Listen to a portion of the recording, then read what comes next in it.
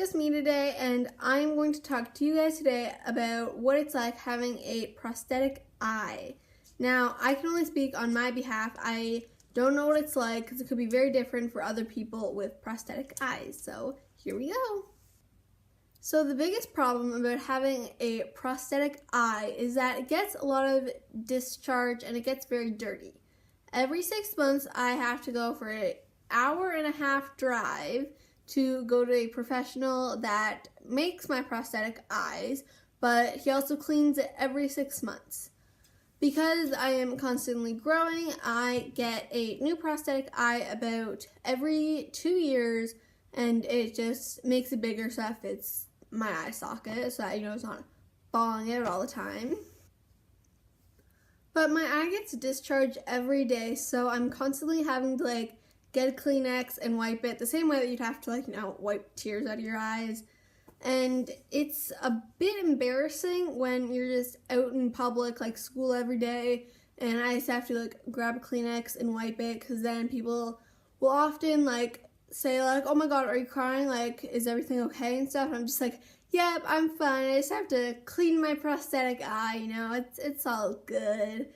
So yeah, so that's a constant struggle a bit, because it's embarrassing having to do that in public, especially when there's a lot of strangers around who might judge you because they think that you're crying, and they're like, oh my god, that girl's probably always crying, she's a mess and stuff. And it's just I'm not a mess. It's just that only people that know me know that I have to clean it and stuff, because you don't really want to be walking around and have everybody looking at you because your eye is just filthy.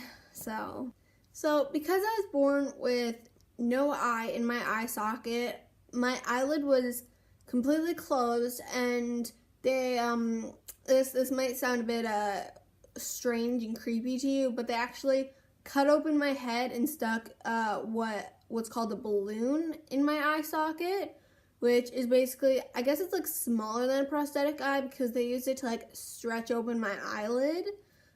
So I kind of had that for a few years when I was born, until I was able to get the smallest version of a prosthetic eye. In case you're wondering, they did stitch my head back together, because I'm still here today. So that's pretty good.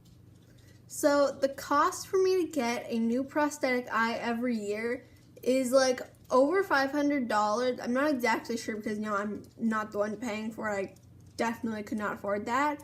But yeah, my parents I think paid for $500 for it, and then luckily the government pays for the rest of it, because it is really expensive. And of course, as I mentioned before, I have to go in every 2 years because I have to keep it growing.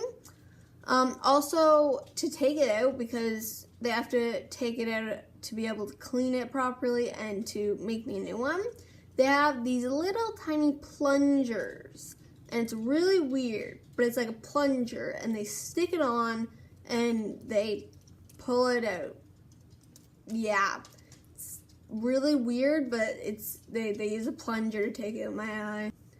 So some of you might still be wondering, why do you even need a prosthetic eye? Well, you see, I'm in public very often, and I don't think strangers really want to see all the flesh, and it's really disgusting when my eye is not in there, because it's a lot of flesh, and I don't think that people really want to see that.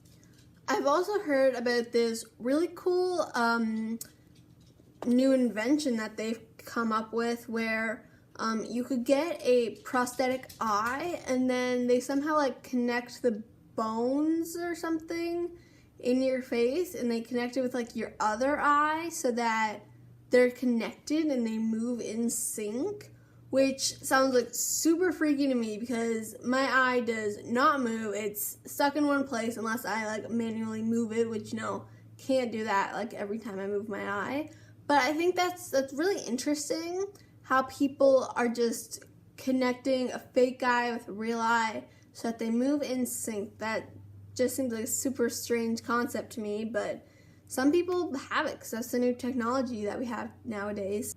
So as I just mentioned, my eye does not move, although it does move when it's not supposed to every once in a while, because right now it's kind of like sticking out as if I'm looking that way, and then you see like the white like right there, which you probably can't see now, but yeah, so basically it's supposed to be looking like forward or like in a bit, but it's just way out there. So that's that. I don't really purposely move it. It just kind of like, again, I'm like wiping it because there's like stuff in it, and it moves by itself. So then every 6 months when I go back to my professional, they kind of move it back in place, and that's pretty helpful.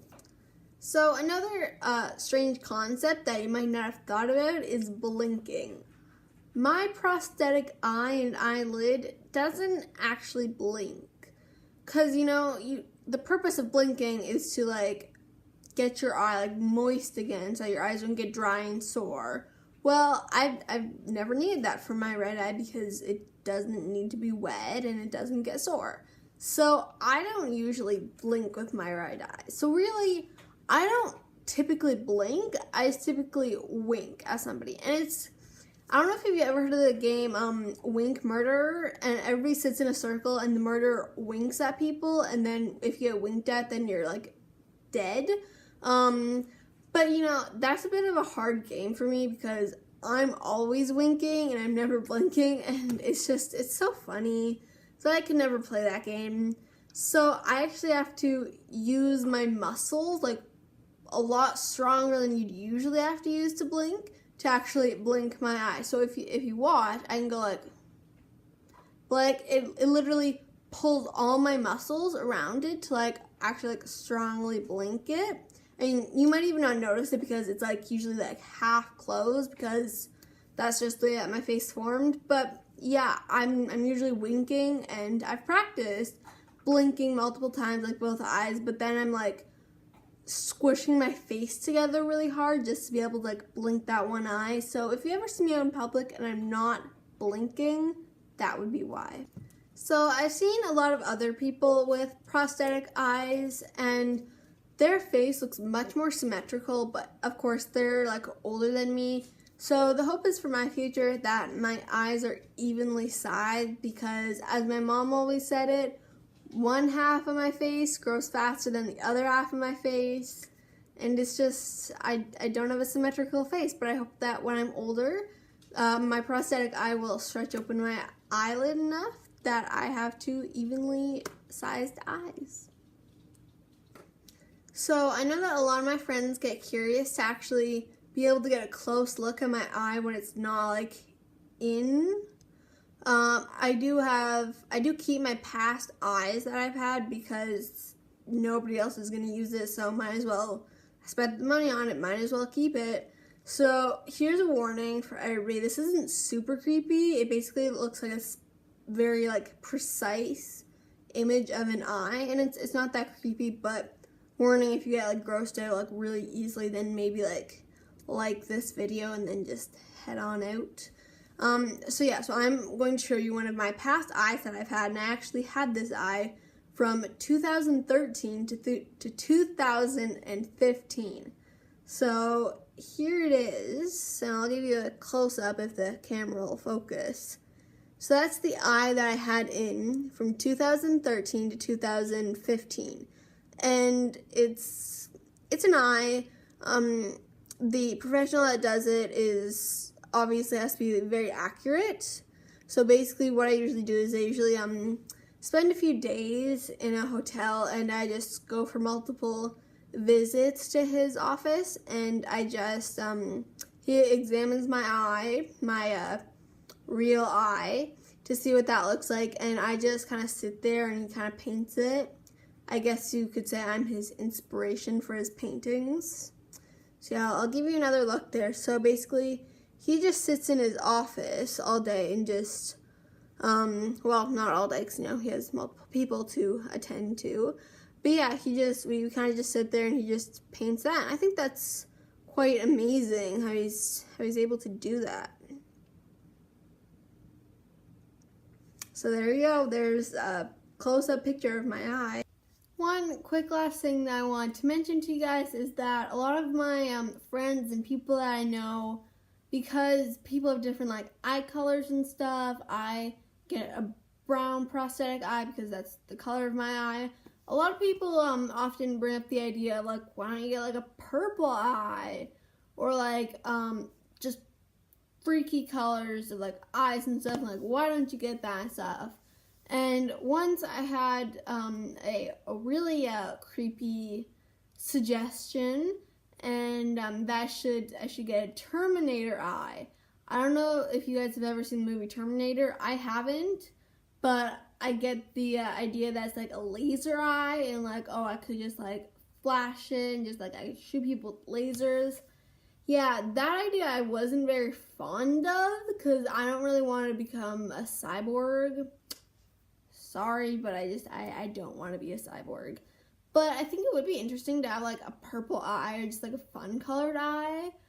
But I feel like people would stare at me more than I'd like them to. So yeah, I'm definitely not getting any funky colors of eyes in the future. So letting you guys all know that right ahead. So don't suggest that because it's not going to happen.